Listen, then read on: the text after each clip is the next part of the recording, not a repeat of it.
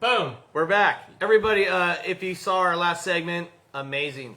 With the center drinks, the CBD drinks are amazing. Sunrise Cafe, downtown SoCal, next door to JJ's. Go check them out. That's a... best breakfast in town. Deserves your business, 100%. But moving on. We're moving on, everybody. And also, all you on Santa Cruz Waves, thanks for tuning in to another great Off the Lip radio show. Show number 7,000. I don't know. We've done so many of them. We're live from the Santa Cruz boardroom right here on 41st Avenue. Sucking down centers. And tonight, we are here with Emmanuel Guzman. I think like your fourth or fifth time on the show. But I was trying to remember with Neil. Yeah. I don't know. It's probably like 4 or 5. It's been a few shows. The last time I was at my desk and you were doing that thing with the schools right before COVID hit. Exactly. The last one was at your actual residence. Right. And then this is the first time I actually brought something for you. Thank you. I figured it was time, so it's sitting over there, and I'll gladly sign it before. Thank you very much. Done. But yeah, thanks for having me back. Welcome back. Happy to be back. First off, what did I say about E-Man earlier? Well, last week you said to me, because I don't say nothing. You said, and I didn't wean it out of you. You go, the best skateboarder ever to come out of Santa Cruz is Emmanuel Guzman. And I say that for a number of reasons. Not just your ability to ride a skateboard. It's how you've held yourself as a professional skateboarder through your career is what makes you the best skateboarder from Santa Cruz history, in my opinion. And my opinion is worth but I truly believe that about you. I mean, you've had the covers, but you've had the film parts, you've had. I heard the second most Santa Cruz pro models behind Ron Whaley. Is that true? I'm honestly one away. I'm kind of learning a little bit about that history myself just recently, but I think that Ron for sure has more boards after seeing the exhibit that they have up at the museum. Which is beautiful, huh? Amazing. I mean, as one of my favorite skateboarders ever growing up and somebody that I just looked up to and kind of helped to mentor me in my earlier years of skateboarding, kind of, as a sponsored skater for Santa Cruz and eventually pro. Ron was always really influential in helping mentor me, and so that whole exhibit that they have up in the museum is not only amazing, but again, it was just like get to be a fan again and learn something about one of my favorite skaters, which is that he had an insane amount of boards. Can I ask you a question? You got questions to ask him. I got one question. Can you remember that first day you were told that you were going to become a professional skateboarder? Who gave you that honor? And again, do you remember that day? I do. Yeah. No, I remember that day vividly. I was sort of under the impression that I would be turning pro at some point in that moment in time. I had just put out a video. How old were you? I was 18 or 19. Yeah. And I had just put out Guarte and had the curtains part, had gotten the last part, which there was a moment in time in skateboarding when there was kind of a set standard and you had to check things off of your list before you were considered worthy of being pro, and having a major video part, getting the last part, putting out interviews in magazines, having covers, all those things were happening. So I knew that it would be a matter of time, but the day that it happened, I mean, like for a lot of people, was intended to be a surprise. So yeah, I remember going through the warehouse, doing a little segment for Strange Notes video, and in some of these segments, they would do these walkthroughs where you go and you pick the new product from the shelves. Product pillage, exactly. Yep.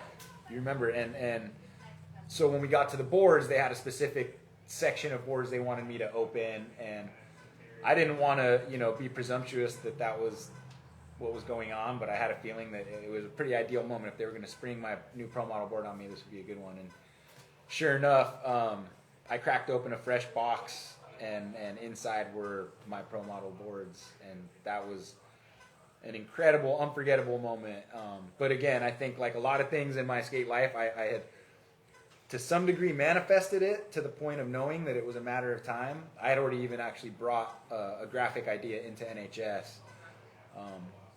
and said, when the time comes, this is what I want, and that was probably more presumptuous than anything. But is that the Borracho Loco? They called the Borracho by the Bay, but basically they took I would say a good 75% of what I had wanted on my first pro model and took my inspiration and actually applied it to my first board. So a lot of what's on my first board was actually from the board that I had brought in with my own artwork and showed them, this is what I want. And it's got cool little ties to local Santa Cruz places. The Point, for instance, the rail at 26 was originally part of like the original graphic. There's a brick pathway that was symbolic to the neighborhood I grew up in. There was a little brick circle that I grew up skating in, and so, you know, there were lowriders on it. There were all these cool things. Girl? There was a girl. There was a few girls. There was like girls from lowrider magazines. They kind of classed that up a little bit. Oh yeah, there it is. But, yeah. Oh yeah, and then this is the latest one I brought for you. But yeah, so I remember that day very, very well. So at Guarte, the premiere, was that before or after you saw that you did your product pillage? So that was before. That was before I had done the product pillage. Because the deck was already released then. And the reason I remember that is because at Guarte, they raffled off a board.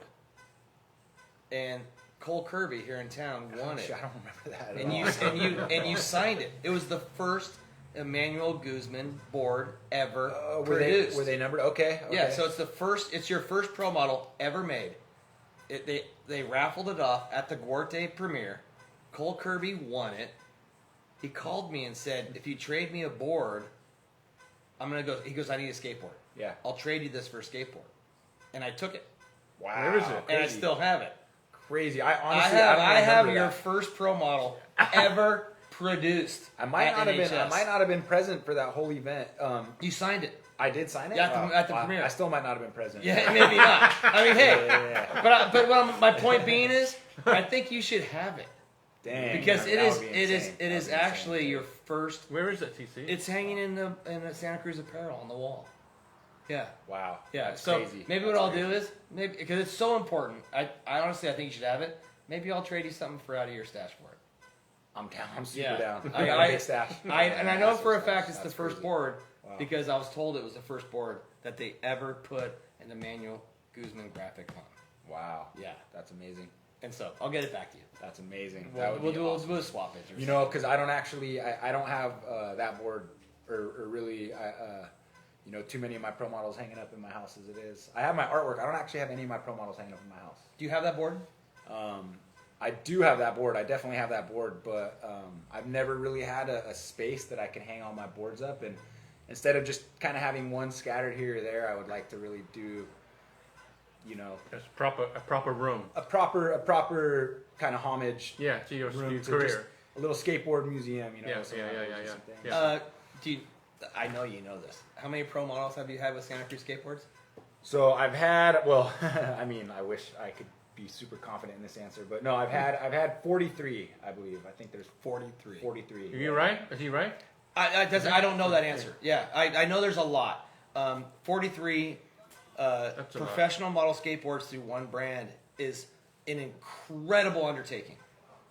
Do you realize how huge that is? I don't know. I mean, when I heard myself say that every graphic matters earlier, it kind of actually hit me that it is pretty monumental track record to have had that many pro models. Partially because I do put thought and energy and care into every one, but also because I've been with NHS for so many years that whether it's been one a season or one every other season or even one a year, that's a crazy amount of graphics to have. It's huge. Like, yeah, across any timeline. How many skateboarders have 43 models with one sponsor?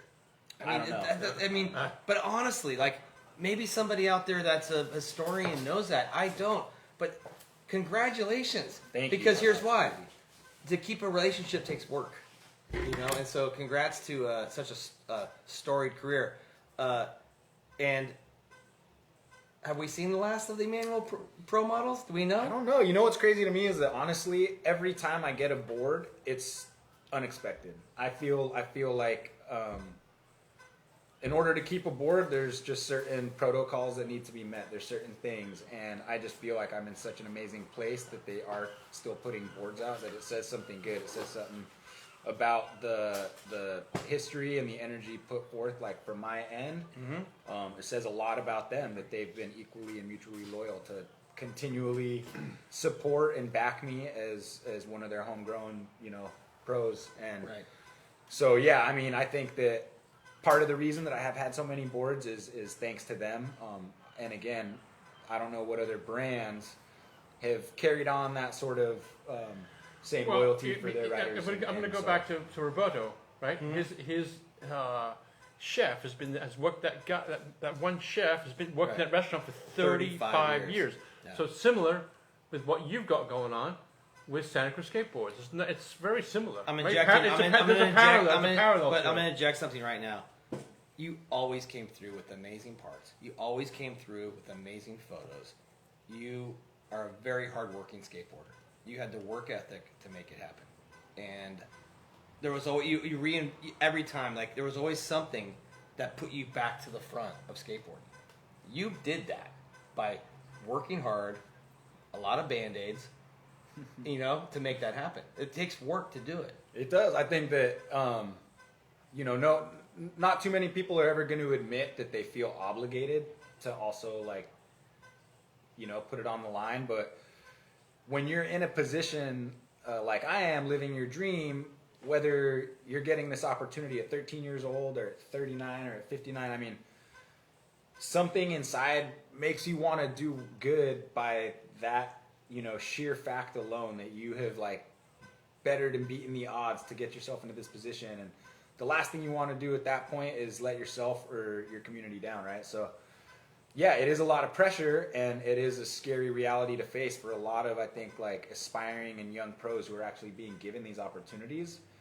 But ultimately, I think that we all have this responsibility that once we've been given this awesome, gift of living our dream and this opportunity, you have an obligation to go hard and to beat yourself up if needs be. I always say, if you're not hurting yourself skateboarding, you're not doing it right. And that doesn't mean that there's a lot of phenomenal pros out there who, do amazing things that rarely get hurt. But to me, I think there's always room to go harder if that's your, Yeah, absolutely.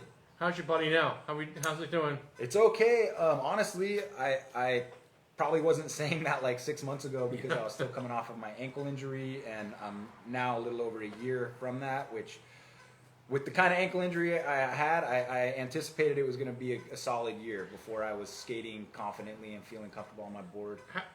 Since you've been with Santa Cruz Skateboards so long, has the pressure diminished and the confidence grown because you've been with them for so long? Or is the pressure still there to give them a product? It's different. The pressure never really goes away. The pressure shifts. So is where I felt the pressure to be the top performing, most productive pro on the team at one point, because that's how I felt like I was earning, my residuals.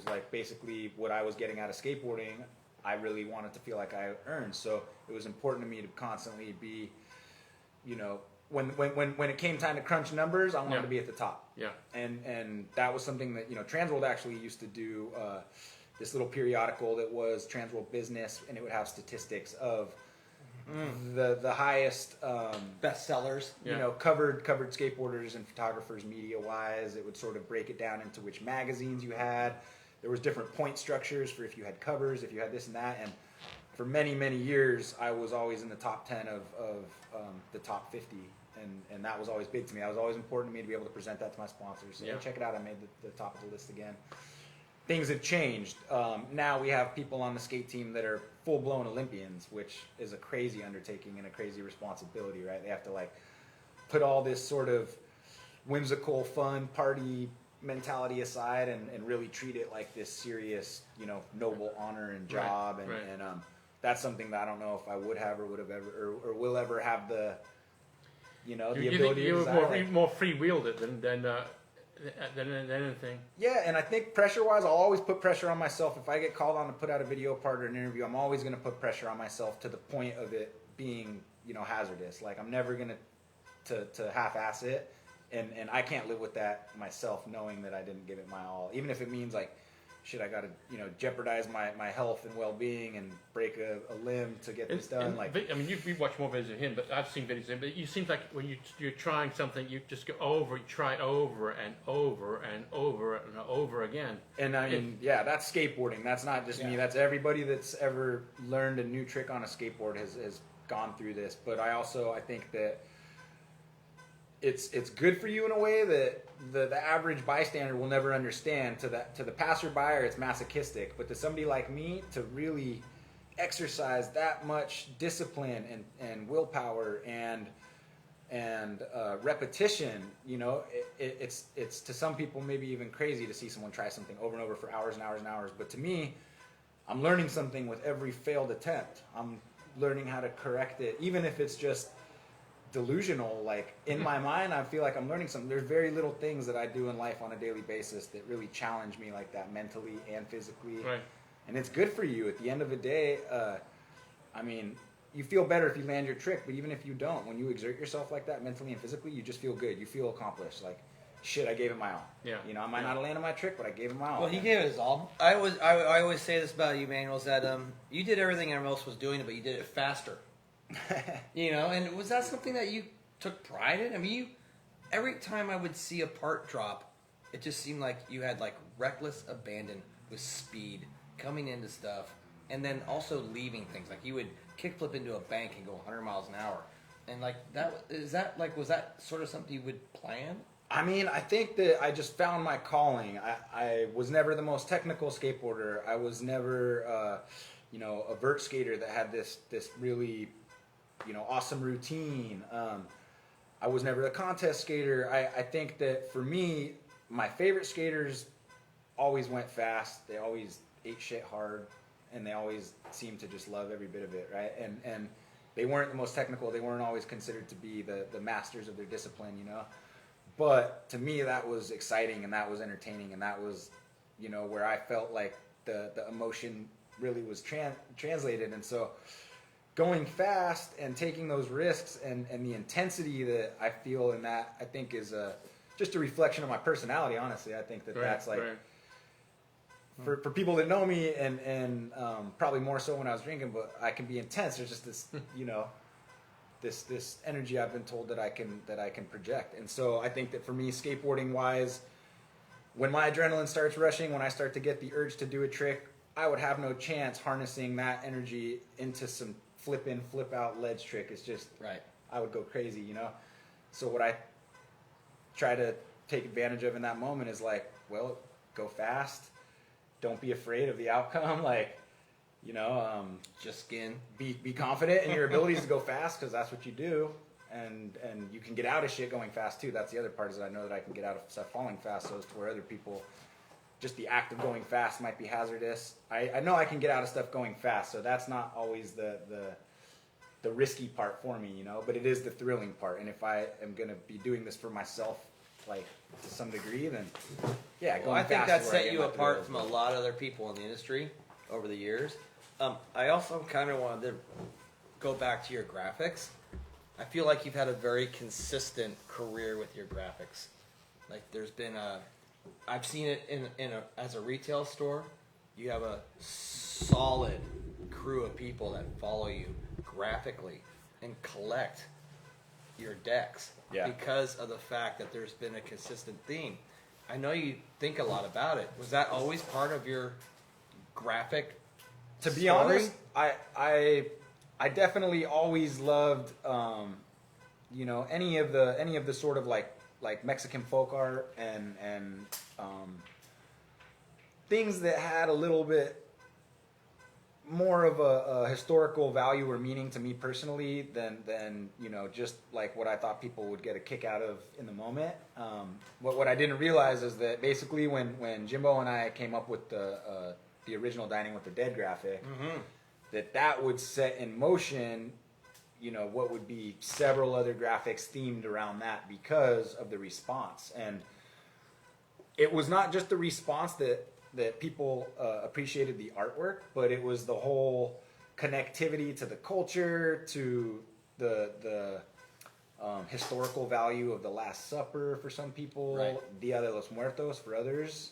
It really, like, it meant a lot to a lot of people for a lot of different reasons, and I didn't foresee that coming. So when we did get that response, it was kind of a no-brainer as to what are we going to put out Next. that's going to be received well. And it's like, well, I mean, It's interesting too, because There's that one, yes, original dining deck is very collectible. it's crazy. Yeah, it's crazy where that I mean, place we're getting a ended hot up. price. I have a few of those.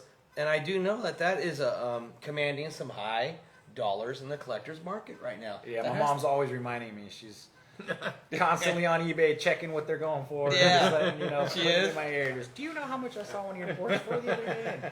Bless your mom. She Your loves biggest it, fan. but, yeah. She pops in here once in a while. I I'm know, like, it's so oh my cool. gosh, so good to see you. And it's so rad because I know you have a great relationship with your mom. I do, yeah. And she always supported your skateboarding all the way through? Always. I mean, unless it was affecting my education or unless it was getting in the way of other things, and she wasn't afraid to take my skate away if I was blowing it. But no, I mean, I was never worried that if I came home with a broken arm, that would be the end of it. She would take me to the hospital, get me patched up, and send me off to do it again the next day. How's she doing? Is she okay? She's good doing these days? great. She's doing Yeah. awesome. Awesome. How many times have you been to the hospital getting patched up?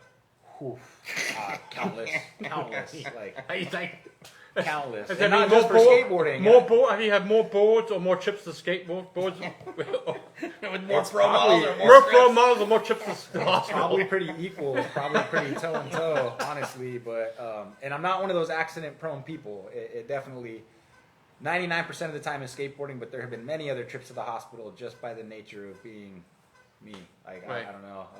When you get there, you get like to the direct Front of the line? Front of the line. Like, excuse me. No, but you know what? I actually I don't mind ever getting hurt. Like I feel like I'm very numb to trauma. I've had so many major, massive traumas that I really am grateful that I have the ability to just kind of like brush it off, even if my foot's pointing this way or my arm's pointing that way. It really never has created this like anxiety or panic or one time I shot a BB into my hand and it got lodged in there, and my brother tried to perform surgery because we didn't want my mom to find out, and we could see the BB on the top of my hand. It went in my palm and it was just stuck right here, and so You Yeah. cut it out from the bottom. just like the geniuses we were, we turned up the Slayer and he grabbed an X-Acto knife, and Oh, don't hear these. I thought he was just going to do a little surgical cut, Yeah. but clearly he's not a surgeon. He just stabbed me in the hand and missed the mark completely. He just stabbed me in the hand with the X-Acto knife, like for good measure. And next thing you know, blood's squirting. Like 2.5, 3 feet high. He hit something and blood just going. And I'm sitting there trying to keep my cool, And I think that was probably the last injury I had that I remember getting that sort of faint sweat. Where you're kinda like, I need to sit down real quick. Does that come up at Christmas But once that in a never while? happened when I've ever hurt myself skating. I never need that. Like I need to sit down real quick. I get that faint. It's kind of like, oh, here we go again. Yeah, But right. it's also something I've tried to tell people that your body does this crazy thing where all these endorphins kick in, and it kind of confuses your brain because all of a sudden you feel like more alive than you've ever felt. You feel very, very alert and aware and alive, and just it's almost like this other type of high or rush that you get from your endorphins when you get really hurt. So I always know to expect that, and it's always like, this might even put a smile on my face in some weird way. It's weird, but You're wearing a Spitfire hat. 25 Yes. years of Spitfire too? man, a lot. I've had this hat for at least 15. I've had this hat forever. But you've been with I Spitfire can't a get long rid of time, I've been right? with Spitfire for a long time. Yeah, and again, I mean, they are another one of those loyal brands that I remember the night I made the phone call to Mickey Reyes and asked if he would put me on, and he said yes, and yeah, we commenced in all sorts of debauchery that night, and it's been an awesome just relationship with them ever since. But yeah, their whole camp up there, Deluxe, is amazing. I mean, I'm so proud to represent them as well, and also to have them be sort of, the next closest thing locally, Right. to this NorCal. area. Yeah. It's just always been a huge pride to be a part of the Deluxe camp because they're just awesome, solid people. And how hard is it, the footwear game? I mean, right? Is that, Footwear game's the craziest. Yeah, is that and- the one that evaded you, you think? I mean, I know you've had shoes and you've had, let's see, Circa, right? And what else did you have? Circa, Vox, Vox, no? Vox, yeah, Vox. Vox. And those were the two companies that I had pro model shoes with, Right. and had unfortunate fallings out with, but I just think the only way that I can see it is that with Vox, the money that was backing Vox was not skateboard, based money. This was somebody whose interests were not in skateboarding. It was a trial. It was an experiment for them, Right. because they could. Circa, the people that backed Circa, they put on a good show, that their hearts were in it, but ultimately they weren't, and it reflected in the way that the brand turned out. And so both of those was like the shiny like Star. not knowing that what the back. I just think was. I think it makes sense that a shoe business is a safer business to get in if you want to enter a market like skateboarding and you have the means. There's going to be a bigger turnaround if you succeed, but at the same time, it becomes apparent that the money isn't the same as the intention, and so Yeah. that was the only reason that I think it failed, was that there just really wasn't a sincere, or there wasn't really like conviction towards what it was they were doing. They were a skateboard brand, Right. but the people that funded and backed it could really probably care less about skateboarding. And at the time, you get kind of lured in by thinking it's going to be, something that potentially down the road it wasn't. And I mean, no, it was a good run. Like again, no regrets, because regardless of whether it worked out or not, they put together a team of people who were either friends or became close friends. Well, I was a We Vox had rep. amazing I experiences. worked for Vox. Yeah, I man, went to the mean, Northwest for the trifecta. Every single person there was wearing Vox. And for me, talk about an honor to have been put on that team from the beginning. I mean, Yeah, Peter with Hewitt, Hewitt, I Navarrete, know, Neil yeah, Blender, exactly. Vander Right, Hobel. right. I mean, It was an amazing team. insane. Yeah, And so I agree. for That's me, why I to worked just- for him too. Yeah, to just be a part of that was an honor in itself. And when things went south again, that who actually cared about the brand were no longer a part of it. And they were buttery soft shoes. They were You know good. what? They man. were good shoes. My mom had a pair out the other day, and She did? Yeah, and I was checking them out, and I was thinking, Yeah. man, we did some good shoes together. It was a pity that it didn't work out. I 'cause agree. The shoes were killer, and I thought Vox was going to kick ass. Yeah, Yeah. Because of the team, right. the vibe, the time. It was about Right. concrete transition. It was just such a great time in skate. Very, obvious about his lackluster for what skateboarding or what was happening with the brand, as long as it was profitable, pulled out of the Right. red, and Right. that was all he cared about. We came to find out that he would eventually take those profits and gamble them away in Vegas over a weekend, while everyone's breaking their backs. But at Dominic, Lance Conklin, the people that were actually the face of it, I mean, talk about like passionate people. Right. They were, as far as I know, the first shoe company to ever actually like give back to skateboarding when they did that relief shoe, the Trooper. Right, the Trooper, right. Me, for my first pro model, or actually my second pro model, it was right around 2008, and the recession had happened, and skate shoes are expensive, and nobody could afford $90 skate shoes, and They came out with a $50 skate we shoe. came out with I think it was $47.95 retail. My pro model, it was the lowest selling retail shoe next to Adrian Lopez, the Circa. 50-50, the Circa 50-50 that you had. And we had to cut all kinds of corners to make that possible, but Vox was open to that. They didn't care that my shoes might not have eyelets. They didn't care that it might not have a spare pair of shoelaces. If our goal was to make it affordable for the customer, then they were backing it. And that was like Ed, and that was, if they were going to put out a shoe in a collaboration with Dreamland Skate Parks, they were going to give the proceeds to build skate parks. It wasn't going to be like a And marketing that was an ploy. awesome collab too. I forgot awesome, about. man. Yeah. So it Wow. did. It And that didn't kind of always, changed. It wasn't always bad. Honestly, all of you brought up brings back so many memories to me. But it did change skateboard shoes. They went from that $100 price to the $50 price. People learn, but I had the first ever, as far as I know, we'll call it pro model relief shoe, because in order to get a royalty on a shoe, it has to be priced at a certain point compared to whatever the cost is. So every corner I cut, I was taking the hit. It wasn't The company. the company taking the hit. I was taking a hit on my royalty. So I went from potentially making $1 a shoe to 75 cents to 50 cents a shoe is what we ended up settling on. But for that, customers were able to go into a skate shop, buy their favorite skateboarder shoe for less than $50. Yeah. Right. As where before that wasn't really an option.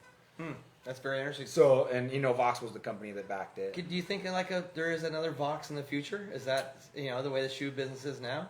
I don't know. I think that there's just the tycoons are just they monopolized it when skateboarding let them in. It's tough to compete. I think that's been proven. And now there are not only one big massive corporate shoe company. There's several. So you have Adidas, New Balance. The competition for the smaller upstart brands is really tough, and that sucks because it would be rad to see like a skate company that was for skateboarders. We try here. I mean, we do not Carry Yuma or whatever. We do Soltec and we do Lakai, and we push them as skateboarder run companies, and it's just really hard to turn the public on that, And so, and I feel like that's I think the biggest problem right now with these big guys is how do you compete? Like Carry Yuma is probably the closest to competing, and they have to do it in such a horrendous way. Right. That somebody like myself, would probably, if I were in a position to ride for a brand like that, or if I was still sought after and had options, that would probably be like the last of them. Yeah. And that's too bad that the one company that actually, has been started by somebody in skateboarding and has actually got a bunch of awesome people repping it, is gross. Had athletes in the Olympics. Right. I mean, they had great, endorsements going on. Right. I get it. Right. And I mean, I'm sure, let's talk future. Hang on just one second. Okay, got it. One thing I want to bring up, okay? One thing I want to bring up. I'm ready. You ready? Yeah. Because maybe you don't know this, but this man right here is sporting a tattoo from a Premier League soccer league team. Oh no! He's But it's not your team. Is it your team? Hell no, it's No, not my it's team. not. And Okay. his team's going through hard times. I'm not going to bring it up. His team's going through hard You times. guys sucking right now? yeah, Yeah. they're sucking right now. But you know what? All my teams. How's are your successful. team? Which He has a team? Manchester. Which one? My team's going through turmoil too because they had a Russian owner. They booted him. Oh, okay, yeah. So and anyway- his yachts. Yeah, and his yacht. Yeah, Yeah. But E-Man has got a Manchester United tattoo on his right shoulder. Yeah. I'll tell you, it's a good thing the Warriors won this because Go Warriors! my teams aren't looking so hot, but that's okay. 'Cause when you're a Manchester United, Yeah. A's, and 49ers fan, Yeah. you just have to roll with the punches. You know what That's I right. mean? So, Yeah. Anyway. You sad when the A's leave? I mean, yeah, of course, but I You would still be an A's fan when they're gone? Yeah, I'll be an A's fan. I would like to see them start at least by just winning some games. That put a smile on my face. Have you been going? I heard you can get $5 tickets and stuff up there. The next game I'll probably go to will be the Battle of the Bay. In August. Yeah, we went to the last one in San Francisco and they won. That was one of the few games they won this season, and it was actually my son's first baseball game, which was awesome. Other than the fact he decided he's a Giants fan, but that's okay because he took his first loss that night too and handled it like a champ. So your son's 5. yes, Gonna be a skateboarder? I don't know. Honestly, it's hard to say.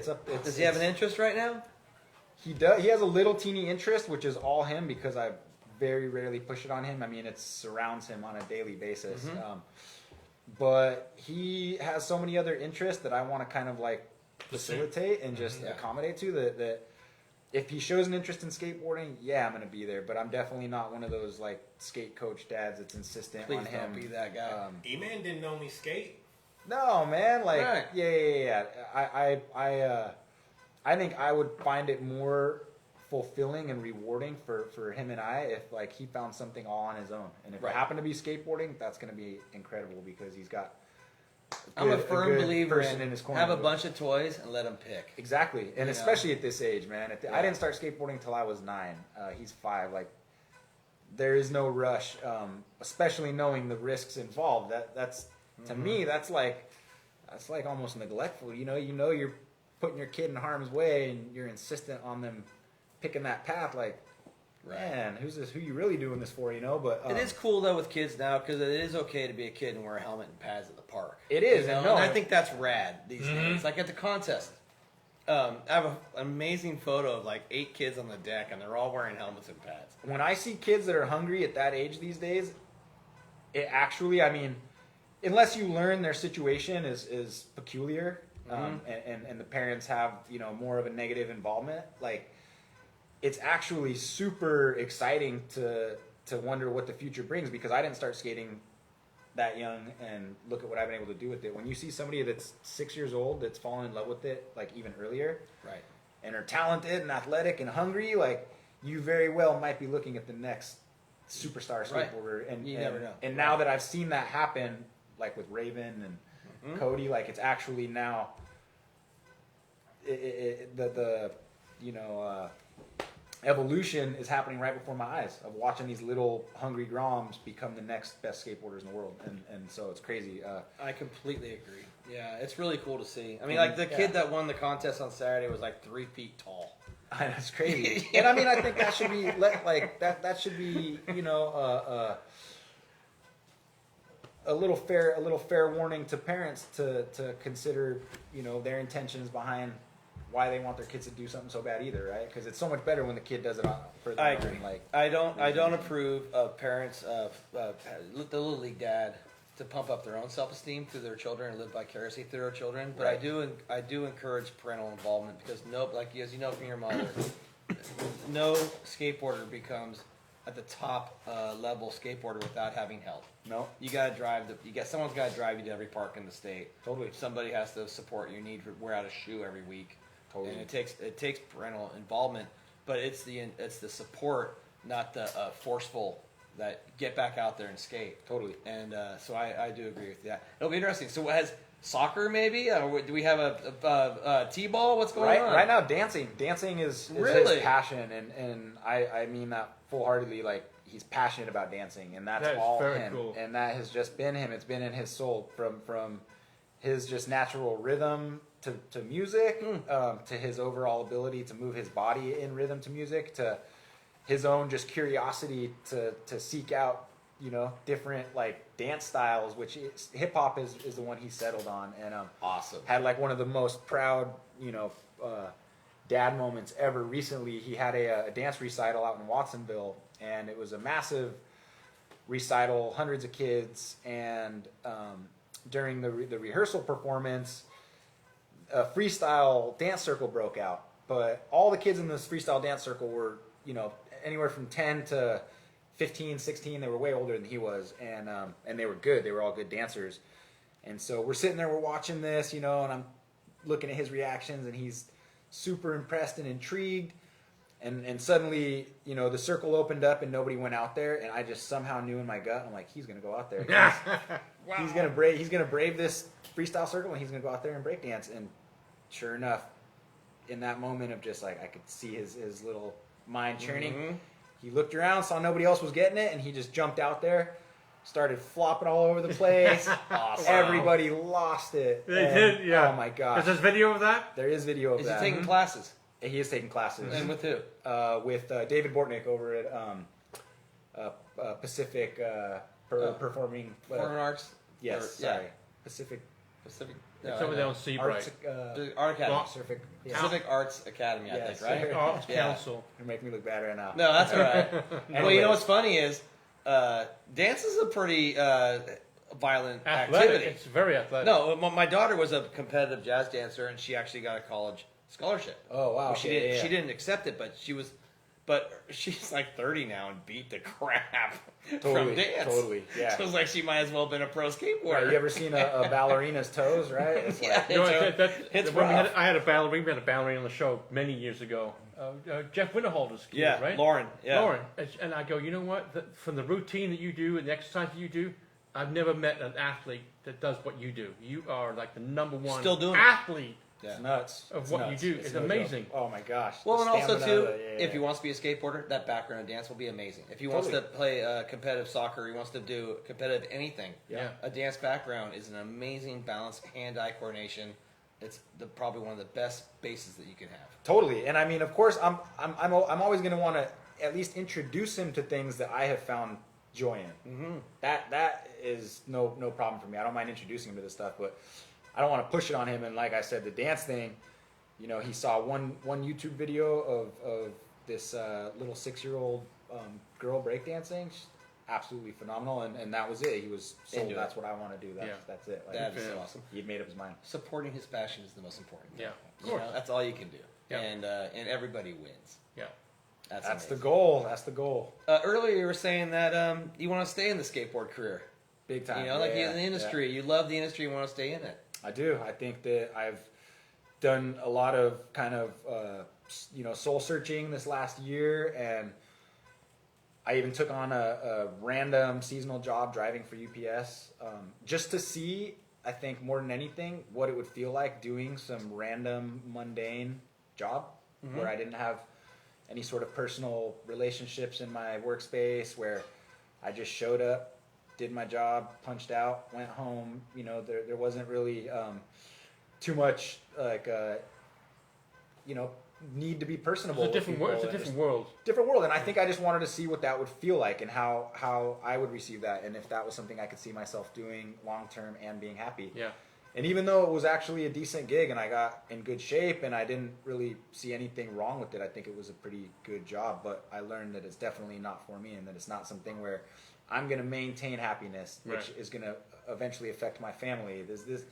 It's not my calling, but I had to do it to learn that. I mean, as a pro skateboarder for the last 17 years, I have had zero extracurricular work. Like, I've really focused all my attention on my career. And so to just try something like that, I knew would give me answers, and it did. And it basically reminded me that you're going to be happiest working in skateboarding after your life as a pro skateboarder, and that was what I got. Can I ask, if the kids are watching right now, Yeah. kids may come back and watch, what's a day in the life of you? Of get up in the morning, cup of coffee. Now, the day in the life of a professional skateboarder is? A day in the life of a professional skateboarder in my current. Yeah. So this morning, I'll tell you what I did. I woke up at 5:30. I had to drive out to Watsonville at 6 o'clock to meet with a guy that I do tile with that you know, Raul Quintero. Yeah, I know Raul. Yeah. And then we drove down to Carmel to start on some bathrooms that we'll be working on for the next week. Today I had to. Do you work on your skateboarding every day? I was just gonna say today I kind of had to get back and get myself, home and cleaned up and make it back here for this. But I did get home in a decent hour with plenty of daylight to be able to skate. And so, typically, I didn't have a back-breaking day doing tile. I would have had plenty of daylight and energy to skate, and so I probably would have tried to roll around because it's just a super good release when I have to work other jobs. But if that's not the case, and I'm not with my son, which I'm not for the next couple of weeks because he's in a summer camp, this would be the ideal time to capitalize on skating as much as I possibly could. Are you still trying to get better as a skateboarder? Or Since my injury, I'm trying to get back to the place that I was prior to being hurt, which is a lot of work in itself. As far as getting better, it's really, really hard. It's honestly something that I feel for the last several years. I have really struggled to, grow and develop skills-wise, because you reach a certain point and there's just a certain risk involved, and I don't really have the desire. Yeah. I still want to get pleasure out of what I do. And if I made the focus to constantly progress my skateboarding, I would lose a lot of the joy. It would just be too much work. Yeah. Well, your standard bag is amazing in itself. And I try to hold on to that stuff. Right, but you mean your standard bag. What you're saying, and I get it, is the stuff that made you have the video parts and the covers is the stuff that can you sit on the couch for 6 weeks now with a torn knee or something? Let's keep it realistic, I guess is maybe what I should say. It is, and you know what? There's another philosophy, and my mom said it once, and it's so true, and I've never doubted it. But if you've done it once, you can do it again, and that might not go, very well like 50 years later. But yeah, the age factor. But there are certain things that, again, I mean, it's all in the psyche, and if you really put your mind to it, and you have physically achieved this before. In the same body, it's not a different body. Right. It's not a different life.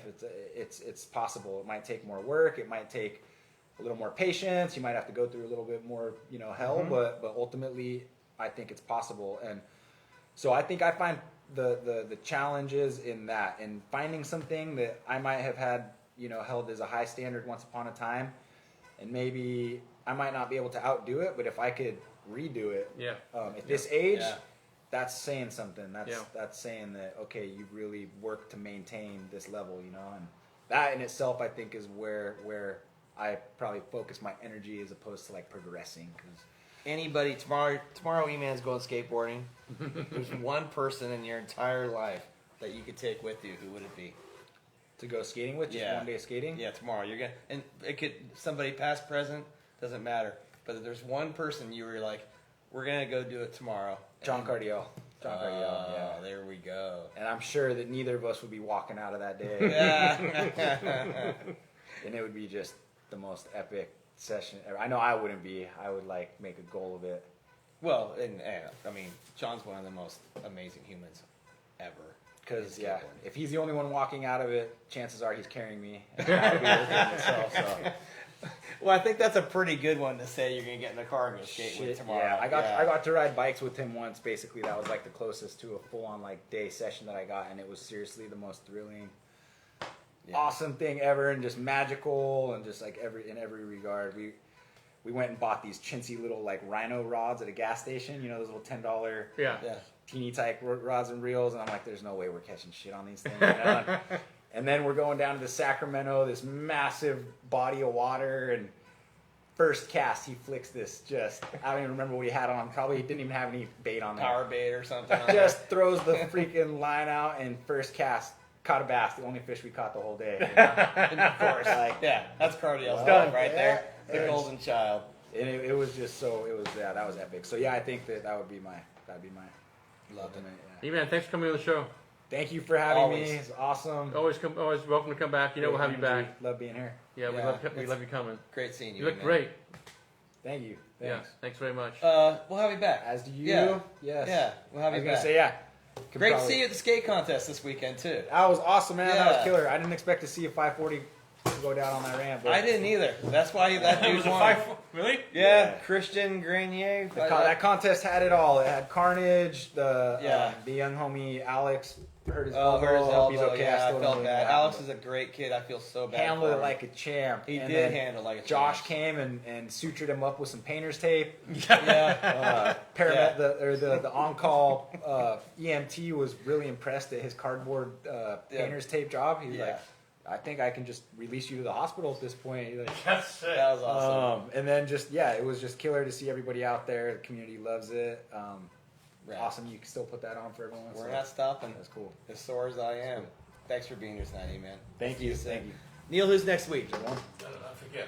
Well, we got another great show next week. We will find out if you follow us on social media. Off the Lip Radio Show. T Fox, Santa Cruz Waves. Thanks as always for having us on the show. Thank you for tuning in, folks. We always appreciate you coming here. We will see you next week on the Off the Lip Radio Show. Good night.